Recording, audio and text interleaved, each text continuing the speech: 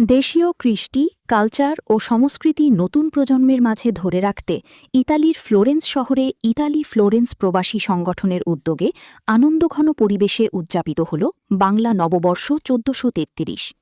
Italy প্রতিনিধি মোল্লা মনিরুজ্জামান মনির জানান, গত রোববার কাশিনা পার্কে ফ্লোরেন্সে বসবাসরত প্রবাসী বাঙালিরা পরিবার পরিজন নিয়ে এক মিলন মেলায় অংশ নেন।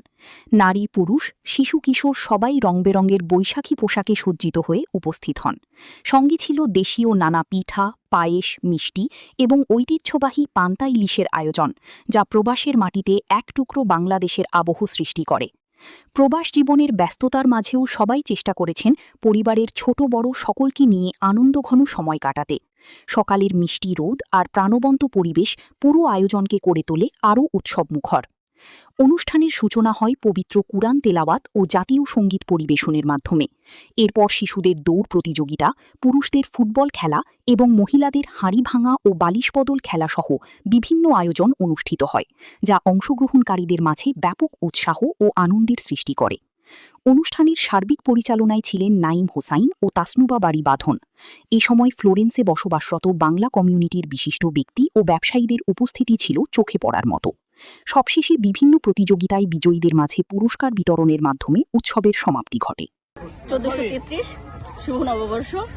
এখানে আমরা অনেক পরে হলেও আয়োজন করেছি, সবাই একসঙ্গে এনজয় করছি, ভালো লাগছে।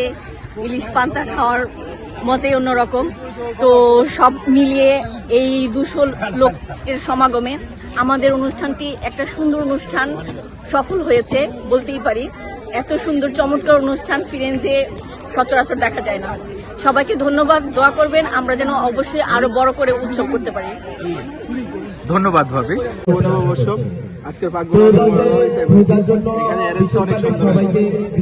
ওকে, ধন্যবাদ ভাইয়া।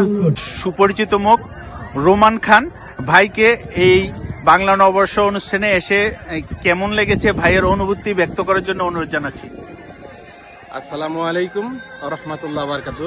প্রিয় ফিরেন্সবাসী, বাংলা ভাষাভাষী ফিরেন্সবাসীর উদ্যোগে আজকের এই শুভ নববর্ষ ১৪৩৩ শুভ নববর্ষ আয়োজনের সম্মানিত আজকের সভার সভাপতি এবং আয়োজক বিন্দু, আমাদের সকলের প্রিয় ভাই এবং ভাবিকে অনুরোধ জানাচ্ছি আজকে পয়লা বৈশাখ অনুষ্ঠানে এসে কেমন লাগছে তার অনুভূতি ব্যক্ত করার জন্য। সবাইকে বাংলা নববর্ষ ১৪৩৩ সালের আন্তরিক শুভেচ্ছা এবং অভিনন্দন জানাই। আসলে আমরা প্রবাসী হলেও এইটা একটা সুযোগ পেয়েছি বাংলা বর্ষকে বরণ করে নেওয়ার।